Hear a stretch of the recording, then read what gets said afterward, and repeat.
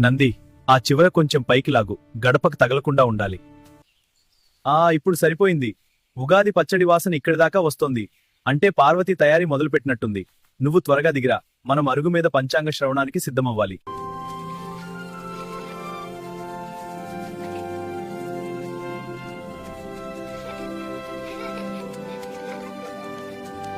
పిల్లలు ఇద్దరూ ఉదయాన్నే మొదలెట్టారు. ముగ్గు కోసం కొట్లాట. అమ్మా, నేను వేసిన ఏనుగు ముగ్గు ఎంత బాగుందో చూడమ్మా. అన్నయ్య, నువ్వు వేస్తే అంతా గజిబిజి అయిపోతుంది. నేను నెమలి పించం లాంటి ముగ్గు వేస్తాను. అమ్మా, నాకే కదా ఎక్కువ రంగులిస్తావు. సరే సరే, మీ ఇద్దరికీ సమానంగానే ఇస్తాను. ముందు ఆ కాళ్ళు కడుక్కోండి, ముగ్గు తొక్కకండి.